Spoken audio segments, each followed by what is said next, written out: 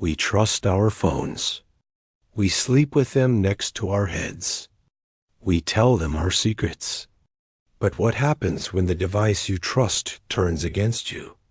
My name is David, and I will never own a smartphone again.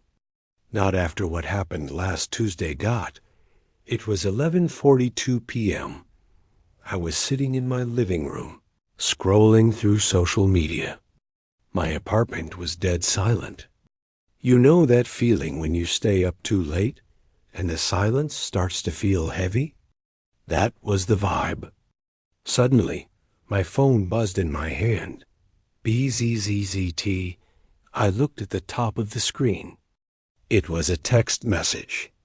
But there was no name, no contact info, and the phone number was my own.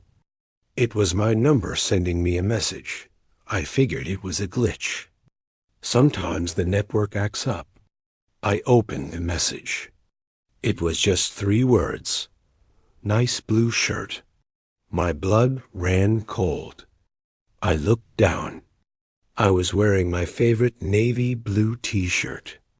I stood up and looked around the room. The blinds were drawn. The door was locked.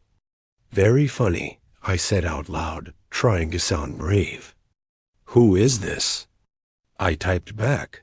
Who is this? How did you spoof my number? The reply came instantly. Look out the window. I shouldn't have done it. But I walked to the window and peeled back the blind. The street below was empty. Just a flickering streetlight and parked cars. No one was there. I let out a breath. I didn't know I was holding. It was a prank. Just a terrifying, well-timed prank.bzzzt. Another message. Not that window. The camera. I froze. I stared at the tiny black circle at the top of my phone screen. The front-facing camera. It was pointed right at my face. Suddenly, my phone flashed.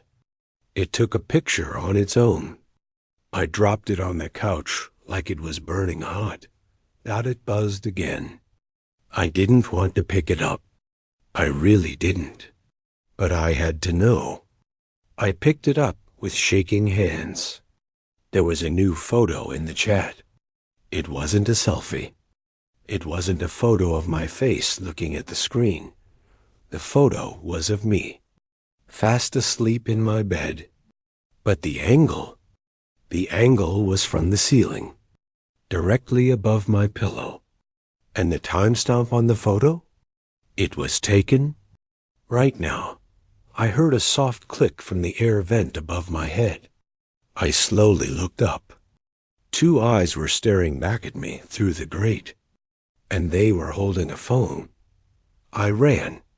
I didn't grab my keys. I didn't grab my wallet.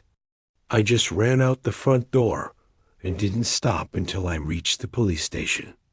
They never found anyone in the vents, but they found a sleeping bag and a charger plugged into the wall behind my bed. Check your settings. Cover your camera, because you never know who is watching you through the black mirror.